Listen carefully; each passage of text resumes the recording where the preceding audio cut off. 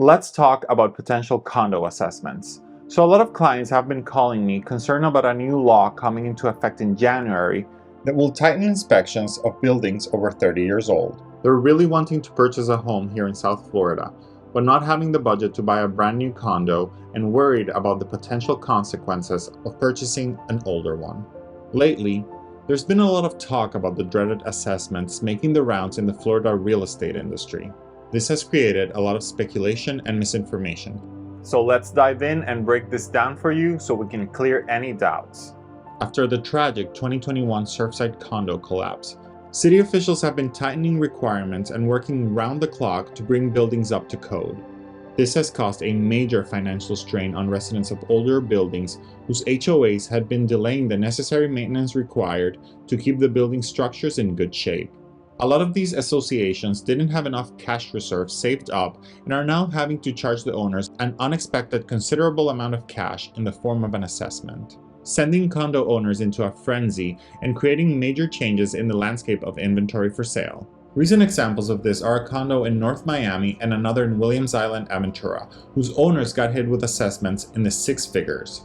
A lot of owners of buildings 30 years of age and older are trying to sell these units, but many buyers are skeptical of purchasing a condo and then getting a hefty bill in a couple of months. And let's be honest, no one wants to live in a building that's a potential safety hazard for you and your family.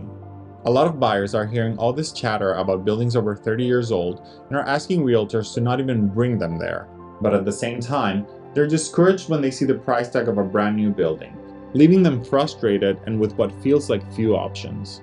However, this moment can present an opportunity to score a great unit with a great location, with a well-run association, and enough reserves to cover any structural repairs needed, or at least a big portion of it, as many of the condos in these older buildings are being sold for a fraction of the price they were valued at just a few months ago.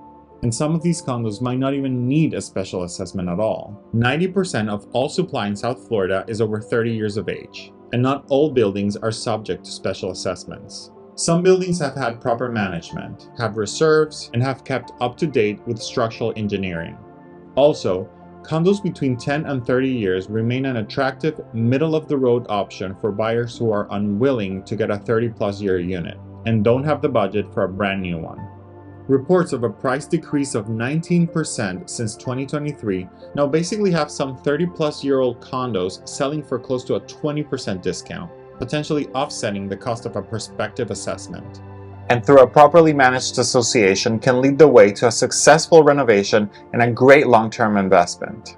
His firm's research shows condo sales in buildings 30 years or older in Miami-Dade, Broward, and Palm Beach County are selling 20% lower than they were to start this year. A lot of these buildings sit on some of the most prime real estate locations in all of Florida.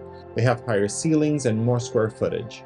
So if you do your due diligence, ask to see the financials of those buildings before making an offer, get a sense of how well the association is run, and work with professionals that understand the landscape of what's to come, you could be in for a good investment at a fraction of the price.